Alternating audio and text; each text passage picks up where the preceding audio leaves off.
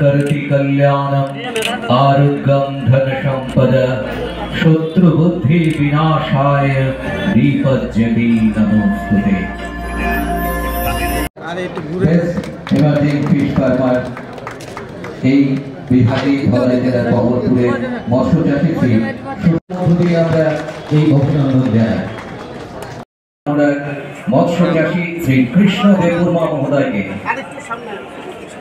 মাননীয় মন্ত্রী মহোদয় ওনাকে সম্বোধিত করছেন। চলুন সবাই হাতে হাত রেখে ওনাকে আমরা সম্বোধিত করি, অভিনন্দন জানাই। Belai belai khatung mani paktama, but direct 12 job growth and indirect.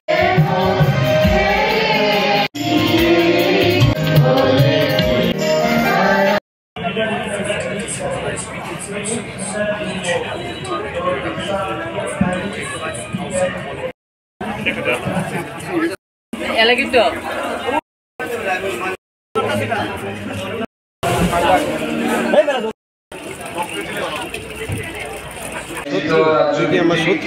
মৎস্য উৎসবে শুভ উদ্বোধনী অনুষ্ঠান। এই মহতী উদ্বোধনী অনুষ্ঠানে আমাদের মধ্যে উপস্থিত আমাদের ত্রিপুরা বিধানসভার সম্মানীয় বিধায়িকা তথা বাদারঘাট বিধানসভা কেন্দ্রের জনপ্রিয় বিধায়িকা শ্রীমতী মীনারানী সরকার মহোদয়া, মঞ্চে উপস্থিত রয়েছেন ফিশারি এআরডিডি এবং এসসিএলফেয়ার ডিপার্টমেন্টের সম্মানীয় সচিব মাননীয় ত্রিপাঠী নায়েক মহোদয়া, রয়েছেন ফিশারি ডিপার্টমেন্টের মাননীয় অধিকর্তা সন্তোষ দাস মহোদয়, মঞ্চে উপস্থিত এআরডিডি ডিপার্টমেন্টের সম্মানিত ডাইরেক্টর ডক্টর নীরজ চঞ্চল, উপস্থিত এসসি ওয়েলফেয়ার ডিপার্টমেন্টের মাননীয় ডাইরেক্টর জয়ন্ত দে মহোদয় রয়েছেন। ডিপার্টমেন্টকে ধন্যবাদ জানাবো এত সুন্দর ফেস্টিভ্যাল আয়োজন করার জন্য। আমার মনে আছে গত বছর আমরা মাননীয় মুখ্যমন্ত্রীর হাত ধরে এখানে ফিশ ফেস্টিভ্যাল উদ্বোধন করেছিলাম এবং এই বছর নিয়ে এটা তৃতীয় বছরে পা রেখেছে। গত বছর পর্যন্ত ফিশ ফেস্টিভ্যাল আমরা রাজ্যভিত্তিক করেছি। এই বছর আমরা সিদ্ধান্ত নিয়েছি যে এই ফিশ ফেস্টিভ্যাল যাতে রাজ্যের মধ্যেই বা নির্দিষ্ট একটা জায়গায় না করা হয়, এটা যাতে রাজ্যের সর্বত্র, বিশেষ করে যারা মাছ চাষী আছে তাদেরকে উৎসাহিত করতে, ফিশারি সেক্টরে তাদেরকে আরো বেশি এনকারেজ করতে এই ফিশ ফেস্টিভ্যালটাকে আমরা জেলা ভিত্তিক নিয়ে গেছি। এবং ত্রিপুরা রাজ্যের ফিশারি ডিপার্টমেন্টের ইতিহাসে এই প্রথম বছর আমরা 8টা জেলাতে ফিশ ফেস্টিভ্যাল কমপ্লিট করেছি। তারপর আজ আমরা রাজ্য ভিত্তিক ফিশ ফেস্টিভ্যাল করছি। কেন এই ফিশ ফেস্টিভ্যাল করা হচ্ছে? এই ফিশ ফেস্টিভ্যাল করার মূল উদ্দেশ্য আমাদের রাজ্যের যারা মাছ চাষী আছেন বা মাছের উৎপাদনের ক্ষেত্রে যাদের উপর আমরা নির্ভরশীল, তাদের কন্ট্রিবিউশন, তাদের হার্ডওয়ার্ক, এটাকে যাতে বছরের শেষে আমরা রিকগনাইজ করতে পারি, তাদের ডেডিকেশনকে যাতে মানুষের সামনে তুলে ধরে আরো অন্যান্য যারা চাষী আছেন তাদেরকে আমরা উৎসাহিত করতে পারি এবং তাদের কাজের জন্য সমানুপাতিক সম্মান প্রদর্শন যাতে ফিশারি ডিপার্টমেন্ট করে, এই উদ্দেশ্য নিয়ে কিন্তু আমরা এই ফিশ ফেস্টিভ্যালের আয়োজন করেছি। আপনারা দেখেছেন কিছুক্ষণ আগে আমরা কয়েকজন ফিশ ফার্মারকে কিংবা ফিশ প্রডিউসারকে এখানে আমরা সম্মানিত করেছি। আরো কয়েকজনকে আমরা পরবর্তী সময় করব এবং জেলা ভিত্তিক যতগুলি ফিশ ফেস্টিভ্যাল হয়েছে প্রত্যেকটা ফিশ ফেস্টিভ্যালে কিন্তু জেলা ভিত্তিক কিংবা ব্লক লেভেলে যারা প্রোগ্রেসিভ ফার্মার রয়েছে, যারা ফিশারি সেক্টরে এন্টারপ্রেনিউর রয়েছে, তাদেরকেও কিন্তু সম্মানিত করার কাজ ফিশারি ডিপার্টমেন্ট করেছে এবং তাদেরকে যথোপযুক্ত সম্মান প্রদান করার কাজ আমরা হাতে নিয়েছি। আমরা বিশ্বাস করি এই ইনিশিয়েটিভের ফলে আমাদের রাজ্যের যারা মাছ চাষী আছে তারা আরো ফার্দার মোটিভেশন পাবেন, এনকারেজমেন্ট পাবেন। তার সাথে সাথে এখনো যারা বেকার যুবক যুবতীরা কর্মসংস্থানের জন্য বিভিন্ন পরিকল্পনা নিচ্ছে, তারাও ফিশারি সেক্টরে কাজ করতে অনেকটাই আগ্রহী হবে বলে আমি মনে করি। আপনারা সবাই জানেন আমাদের রাজ্য ফিশ কনজাম্পশনের ক্ষেত্রে বলতে পারেন ভারতবর্ষের মধ্যে ফার্স্ট স্টেট যেখানে হাইয়েস্ট ফিশ কনজাম্পশন হয়। অর্থাৎ আমাদের রাজ্যে যে টোটাল পপুলেশন আছে তার অলমোস্ট 98% মানুষ কিন্তু ফিশ ইটার, অর্থাৎ শতকরা 98% মানুষ মাছ খায়। এখন আমি যদি আপনাদেরকে প্রশ্ন করি, হাত তুলুন কে কে মাছ খান না, যে আমি মাছ খাই না, হাত তুলুন কে আছেন? তার মানে এই মেলা প্রাঙ্গণে যারা উপস্থিত আছেন তার 100% লোক ফিশ ইটার। হয়তো এক দুজন লোক থাকবে যারা মাছ খায় না, কিন্তু আমরা দেখছি অলমোস্ট 100% লোক মাছ খায়। তার মানে আপনারা বুঝতে পারছেন যে আমাদের রাজ্যে মাছের ডিমান্ডটা কি পরিমাণে আছে। তো এটা খুব সহজে অনুমেয় যে আমাদের রাজ্যে মাছের চাহিদাটা অনেক বেশি অন্যান্য রাজ্যের তুলনায়। এখন প্রশ্ন হচ্ছে আমাদের রাজ্যের চাহিদা অনেক বেশি, তাহলে প্রোডাকশন কেমন আছে? প্রোডাকশনের দিকে যখন আমরা তাকাই তখন আমাদের রাজ্যে মাছের উৎপাদন বর্তমানে ফিশারি ডিপার্টমেন্টের ডেটা অনুযায়ী প্রায় 85,000 মেট্রিক টনের মাছের উৎপাদন আমাদের রাজ্যে রয়েছে। এই 85,000 মেট্রিক টন মাছ সারা রাজ্যে আমাদের culture fishery and capture fishery, অর্থাৎ আমাদের নদী নালা খাল বিল থেকে যে মাছটা ক্যাপচার করে বা মাছ ধরে আনে মাছ মৎস্যজীবীরা, সেটার পরিমাণ যদি আমরা ধরি, আর আমাদের বিভিন্ন জলাশয় কিংবা পুকুরে, বাড়ির পুকুরে বা অনেক ফার্মাররা যেটা উৎপাদন করে, সেটাকে মিলিয়ে টোটাল আমাদের 85,000 মেট্রিক টন মাছের উৎপাদন হয়েছে। কিন্তু আমাদের কি পরিমাণ মাছ লাগে? ত্রিপুরা রাজ্যে আমাদের ফিশারি ডিপার্টমেন্টের তথ্য অনুযায়ী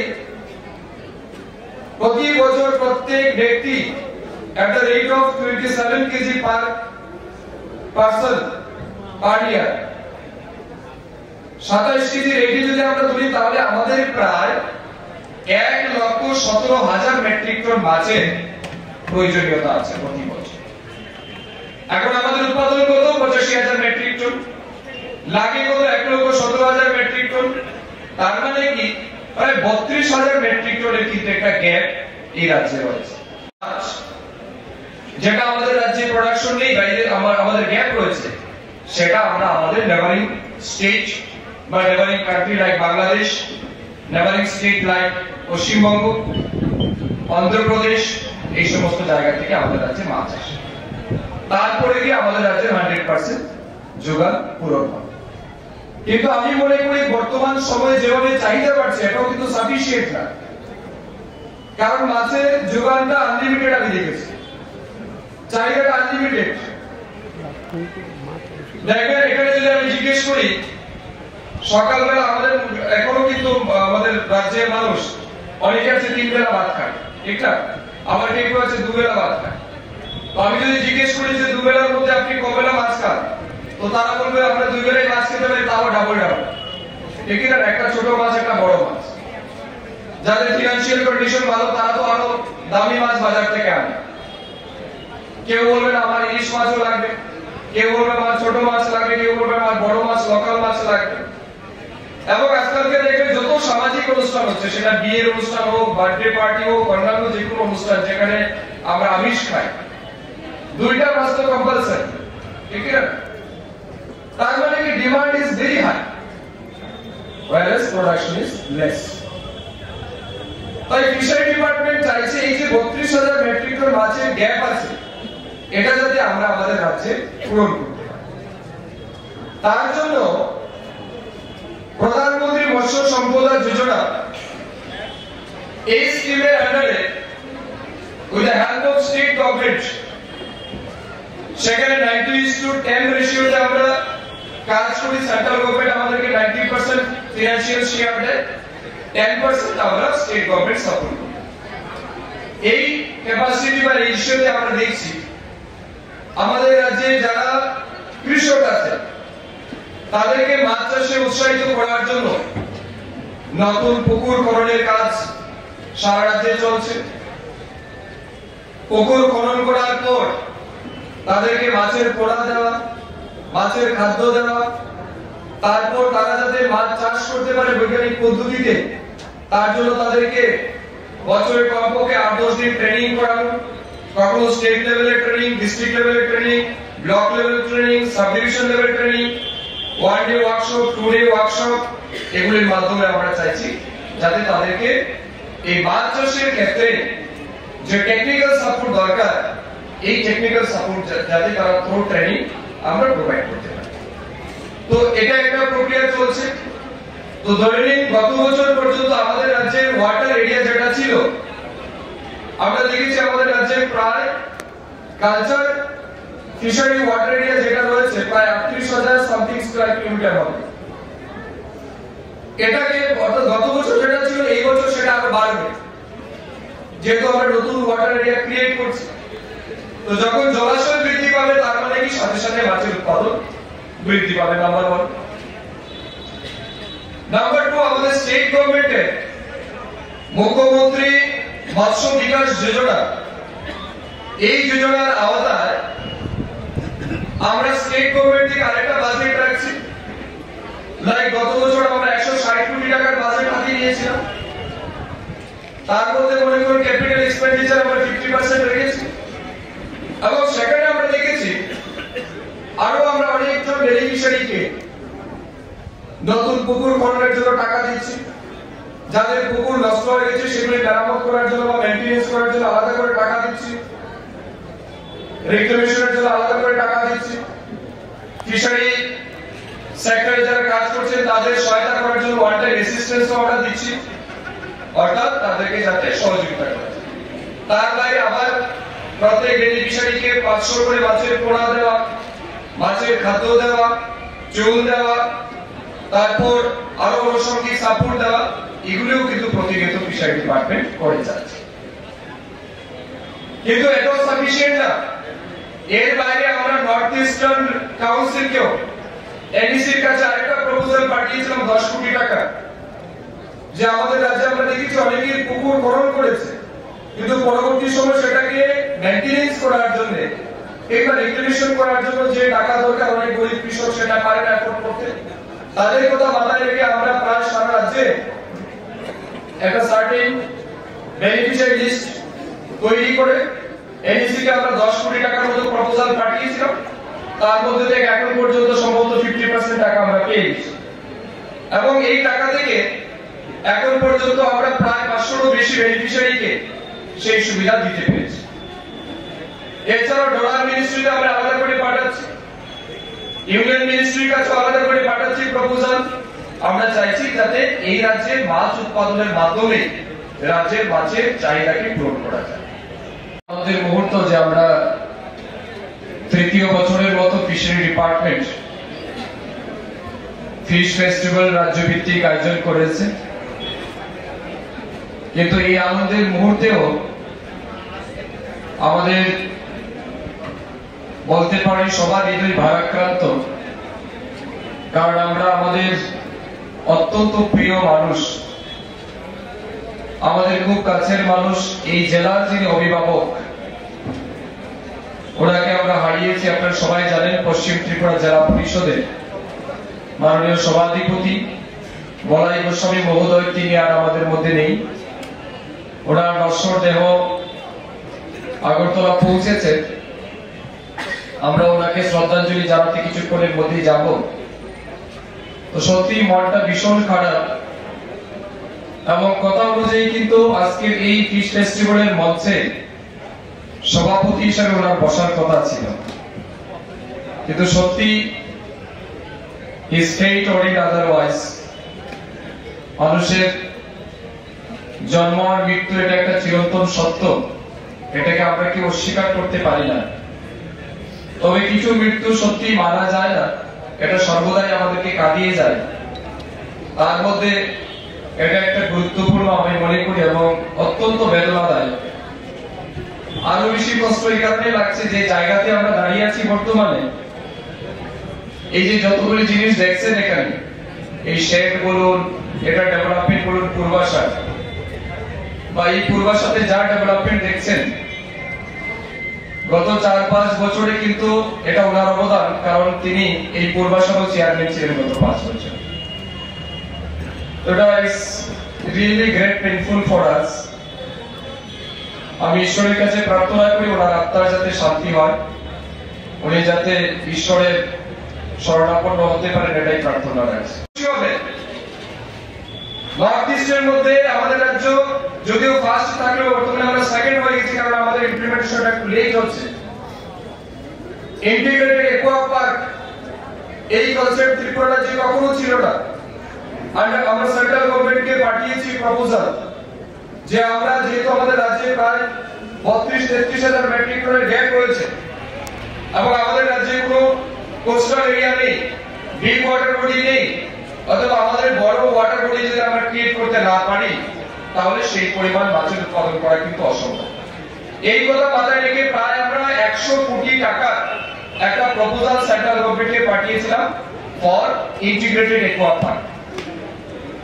সেই ইন্টিগ্রেটেড অ্যাকোয়া পার্ক প্রপোজাল পাঠানোর পর আমরা এই গত অর্থ বছরে সেটার স্যাংশন ফার্স্ট ফেজে আমরা পেয়ে গেছি 43 করোড়, অর্থাৎ 100 কোটি টাকার মধ্যে 43 কোটি টাকা সেন্ট্রাল গভর্নমেন্ট আমাদেরকে দিয়ে দিয়েছে for setting up integrated aqua park.